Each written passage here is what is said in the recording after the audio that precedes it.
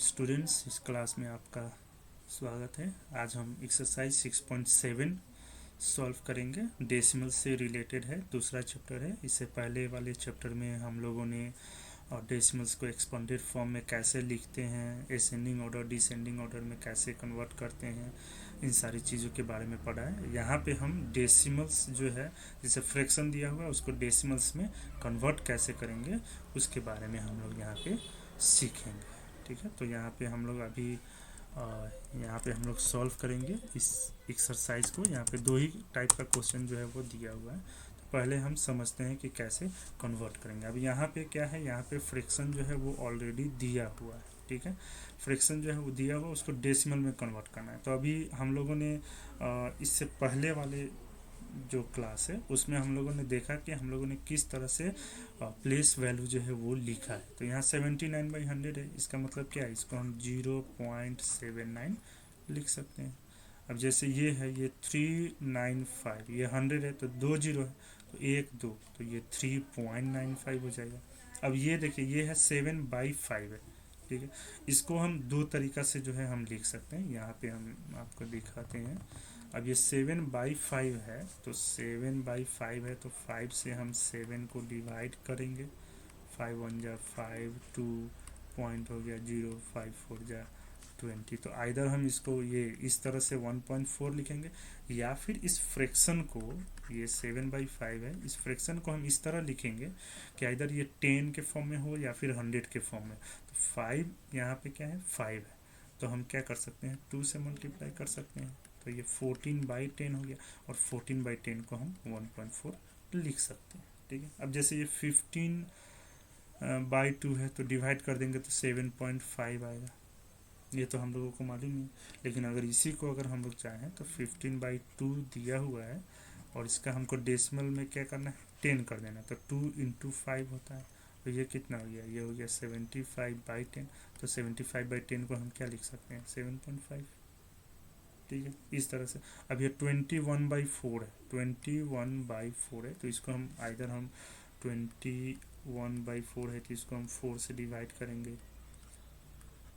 ठीक है, 1 आया, 0.0, 4 2 जा 8, फिर 2 आया, फिर 0.45, तो ये 5.25 हुआ, 5.25 हुआ। या फिर इसको इसी तरह से 21/4 है, तो अब 4 से हम क्या से मल्टीप्लाई करेंगे कि 10 आएगा, 10 तो नहीं आएगा, तो 100 आ सकता है।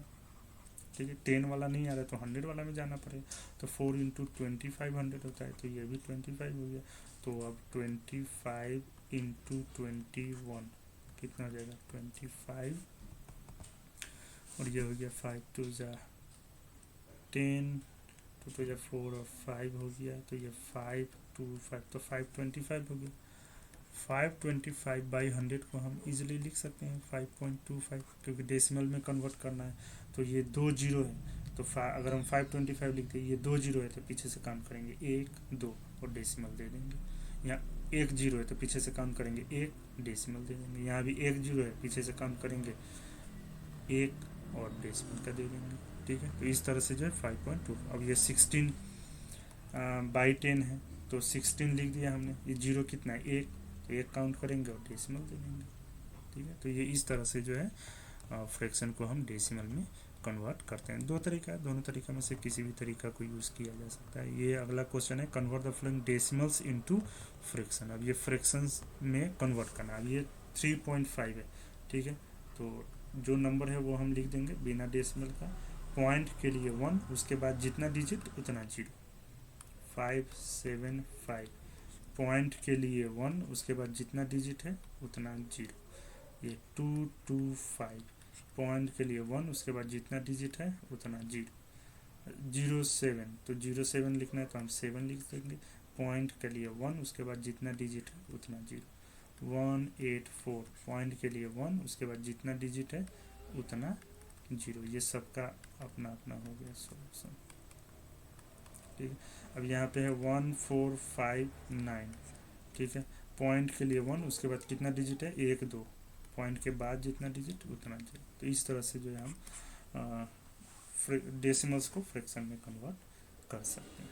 तो ये 6.7 जो है यहीं पे एंड होता है, और इसी में हम 6.8 जो है वो अगले क्लास में हम लोग करेंगे। ठीक है, 6.8 जो है वो हम लोग अगले क्लास में कंटिन्यू करेंगे। उसमें ऐड है और सब्सट्रैक्शन है।